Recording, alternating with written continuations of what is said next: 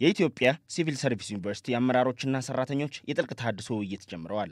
የመንግስት ተቋማትን አቅም ለማጎልበት ኃላፊነት የተጣለበት ተቋሙ በሰራተኞች ላይ የኪራይ ሰብሳቢነት አዝማሚያና የመልካም አስተዳደር ችግሮች እንደሚስተዋሉ ነው የዩኒቨርሲቲው ፕሬዝዳንት ፕሮፌሰር ፍቅሬ ደሳለኝ የተናገሩት። አንዱ ዜጋ ምንም ሳይሰራ የመንግስት ቅጥረኛ ሆኖ ደሞዝ የሚያገኝ፣ ሌላኛው ዜጋ ደግሞ ውጪ ሆኖ የለፋ ለመንግስት ግብር የሚከፍልበት ስርዓት ሊኖር አይገባም። አሁን አልፎ የሚታየው እዚህ ተቋምም ይሄንን ነው የምንነጋገር። በውይይቱ የተቋሙ ችግሮችን በመለየት ሂስና ግለ ሂስ በማድረግ ጉልህ ችግር ያለባቸውን አካላት በህግ እስከ መጠየቅ እንደሚደረስ ተገልጿል። ሁላችንም የተሰማራንበትን ስራ ጠንቅቀን እናውቀዋለን ወይ? ለዛ የሚሆን ክህሎት አለን ወይ? እንደ አመራርም እንደ ፈጻሚ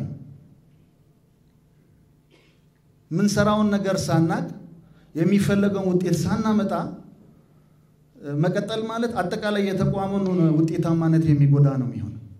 ስለዚህ አመራሩን በዚህ መነጽር የሚታይበት፣ እያንዳንዱ ሰው በዚህ መነጽር የሚታይበት ነው የሚሆነው። በተመሳሳይም የሰራተኛና ማህበራዊ ጉዳይ ሚኒስቴር የጥልቅ ተሐድሶ ውይይት በማካሄድ ላይ ነው። የሰራተኛና ማህበራዊ ጉዳይ ሚኒስትር ዴኤታ ወይዘሮ ታደለች ዳለችው ውይይቱ በሚኒስቴር መስሪያ ቤቱ የሚስተዋሉ ችግሮችን ለመፍታት ያስችላል ብለዋል። የህዝብ አገልጋዮች ነን፣ ህዝብ ቀጥሮናል፣ መጥቶ ከኛ አገልግሎት ይወስዳል። ስለዚህ ለምናገለግለውና ለቀጠረን ደሞዛችንን ለሚከፍለን ህዝብ እንዴት እያገለገልን እንደሆነ ራሳችንን ፈትሸን በቀጣይነት የተሻለ አገልግሎት በመስጠት ብቁና ውጤታማ ሲቪል ሰርቫንት መሆን ከኛ ስለሚጠበቅ ነው። የሳይንስና ቴክኖሎጂ ሚኒስቴርን በስሩ ከሚገኙ 9 ተጠሪ ተቋማት ጋር የውስጥና የውጭ ችግሮችን መለየት የሚችልበት የተሐድሶ መድረክ እያካሄደ ይገኛል። መድረኩም በየተቋማቱ የሚስተዋሉ አንኳር ችግሮችን በመለየት የችግሮቹን መነሻዎችና መፍትሄዎቻቸው ላይ የጋራ መግባባት በመፍጠር የህዝብ አገልግሎቱን የተሻለ ለማድረግ ያለመ ነው። ሳይንስና ቴክኖሎጂ ምን ስላልተጫወተ ነው ዝቅተኛ የሆን ነው? በቁጥር ብዙ የቀንድ ከብቶች ይዘን ግን በምርታማነት ለምን ወደ ኋላ ቀረን የሚለው ልየታ አድርገናል። በግብርናችንም እንደዛ ነው።